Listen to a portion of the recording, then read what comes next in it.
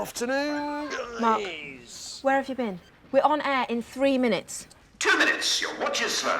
What? Chill out, Luce. I'm good to go. Let's face it, I already look like $1 million. Debatable. And sound like 1,000,000 flatulent geese. No, I'm wasted here. That doesn't sound good. Or smell particularly great. Or if you're not well, you need to go home. Go home? Who would present the show? Well, I don't know. One of us could do it. Sorry, why are you making that noise? You guys aren't really the showbiz types, are you? I'll have you know I have years of experience in amateur dramatics. The people of Market Harbour still talk about my Captain Hook. Oh, Luce. Why is my stomach so sore? Well, probably because all you ever eat is pizza or crisps or pizza-flavoured crisps. Your stomach's growling because it needs proper food, otherwise it won't have anything to convert into energy. Whoa, stop right there. I am not your science project. Great idea. A project. I'll call the shrinking scientists. Professor Small. Come in, Professor Small. One more for the world record. Lucy, didn't see you there. We're all set and raring to go. Great. We've got a project for you. There's something wrong with Mark's stomach, so we were hoping you could fly inside and have a little look around, and then we could work it into the show. Hang on, fly where? Shh, that's an excellent idea, yeah. We'll go in through the mouth, down to the old stomach and have a nosy round. We'll get to the bottom of this in no time. Whoa, Great. whoa, whoa, you will not get near the bottom.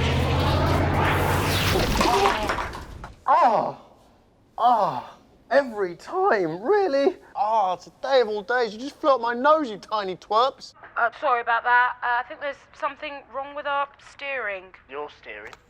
Thanks, Professor. Any performers currently not up Mark's nose, take your positions, please. Showtime. Whoa, whoa, whoa, whoa, whoa. I'm not going anywhere with these miniature maniacs still inside me. Do you hear me, Professor Small? I'm a celebrity. Get here out of me. Get it? It's a joke, Prof. Swap the words round. Did a team of writers do that for you? No, I'm just really funny. Wicked! Are we making bubblegum-flavoured slushies? Please, please tell me we're making slushies. Oh, I'm sorry, Mark. No, this water represents the ocean. Boring, unbubblegum-flavoured ocean. Mark.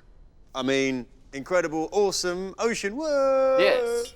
And as the ocean splashes around, it absorbs carbon dioxide, or CO2 as we call it, from the pollution in the atmosphere. For thousands of years, the amount of dissolved CO2 in the air stayed roughly the same, and marine life adapted to thrive under these conditions. See? But look what happens when we add too much CO2. Right, so we are making slushies. No, Mark. No. This is CO2, just in a frozen form. All that extra CO2 in there is making the seawater acidic. And what happens to creatures like coral when you add them to acidic seawater? They think it's awesome? No, it kills them, you nincompoop. Coral reefs are dying out all around the world. It's a terrible problem, and we all need to focus on solving it. Professor, can I do my song now? It's about the difficulties of being a robot in a human world. Not just yet. Maybe later. And about the great scientist, Professor McTaggart. I think we've waited long enough. Hit it, Bob. Is that another one of those polar bear vids? No. Luce, seriously, if you need to speak to someone about those bear vids, I know this really good guy who helped me out with my string cheese problem. I haven't got a problem, other than you spouting all these ridiculous theories about global warming. Well, they're not ridiculous. Mr. Sludge wouldn't believe them if they were. Mr. Sludge? Barrington Sludge? What, chairman of sludge conglomerates? Yeah, that's right. Look, that's my Bezzy right there. Well, of course he doesn't think humans are responsible for pumping out CO2. His company pumps out loads of CO2, and that's what makes him so rich. He gave me my snow scooter. Yeah, and a bunch of wacko theories about global warming that he wants you to say on our show. Hello. I don't want to alarm anyone, but there's a huge, great polar bear outside the building. Repeat, an enormous, great polar bear is outside the studio. Oh, yeah, he must have just followed me down from the North Pole. Probably just plucking up the courage to ask for an autograph. Or he's come to have words about you snow scooting all over his backyard. Either way, I'm going to take a professional and detached look at this cutesy-wootsy little polar bear. What? I mean, oh no, there's a polar bear outside the studio. I'll call security. If you're happy to be average, in the universe. If you're happy, planet Earth, you could do much worse. Jupiter has a skin condition. See that big red spot? It's made of gas, so I just fly past, or I drop right through the lot. If you want a holiday on Mercury, you get a tan. But your clothes and skin will strip away because you melt before you land. Cool guy satins into fashion. Check out the bling of those rings. Neptune is one ice cool guy, but Earth is average in everything. There's one planet every kid knows, in fact is rather famous. Look through the Hubble telescope and get an eyeful of Uranus. And that's not average at all. Okay, don't all rush to help me. It only weighs a couple of tons. Bow down, you mentally puny worms, and rejoice in the splendor of the original, official, awesome, McTaggart patented Atom Analyzer. What does it do? Well, the clue's in the name. What? The original, official, awesome McTaggart patented Atom Analyzer? Exactly. Everything on Earth is made of atoms, but different combinations of atoms make different things. To demonstrate, this machine will show you which atoms both you, a stupid human, and Bob, a strange robot, are made of. So Mark, step inside. Good luck, Mark.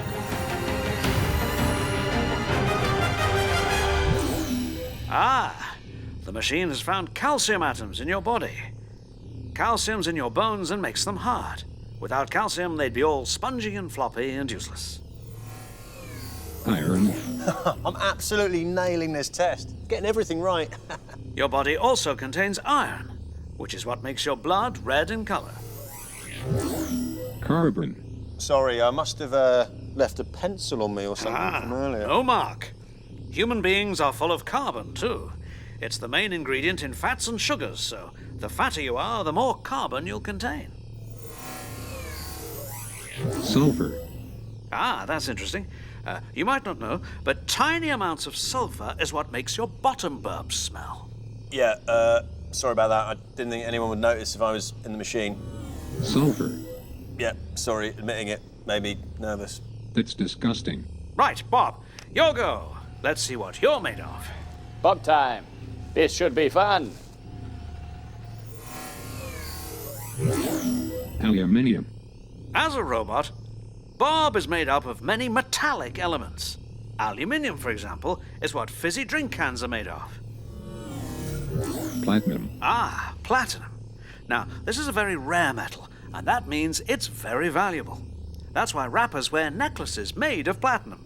They're showing off. Just like I am. Where did you get that? It must have cost a fortune. Don't hate the player, hate the game.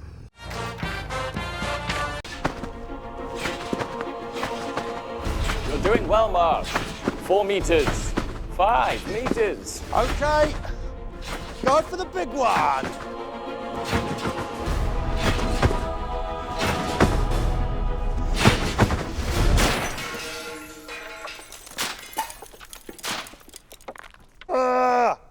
My eyes. By going for the big one, did you mean going through the ceiling? Pitcher plants are carnivorous plants that catch their prey in a big cavity filled with liquid. And today, we'll be discovering what pitcher plants are capable of digesting. Well, this fishbowl represents a Pitcher plant, yes, we got there in the end. Basically, if you're a fly, you don't want to end up in there. So hang on, pitcher plants eat flies? Well, no biggie, just don't be a fly. Right, yes, but that's not all they eat. Let's see what else is on the menu. Nah. Suit yourself. Right, as a starter, would the pitcher plant like a frog? You see, that's dissolving nicely. Well, he's croaked it. On to the main course. Some of the larger pitcher plants can devour something as large as this. A juicy rat. Yum, look at that. Well, he won't live to tell the tale. So, the pitcher plant likes ratatouille. And now, Bob, for dessert? Apologies, Professor. There was nothing else scientifically correct in the props cupboard. Well, that's a relief. I've run out of animal-based death jokes. No cuddly centipedes, wasps, or butterflies? Really?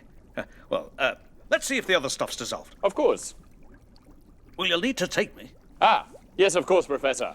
Coming in. Robot, get me out of here! Help! 1 second, Professor. Ah, I have just remembered my hands are not waterproof. Danger. Oh, that's really inconvenient. Prepare yourself for an insane lookout. What they don't tell you in the science books. From inner space to the universe, we're on a case to face the worst. It's icky and it's whiffy and it's yucky and it's squishy, but we love it.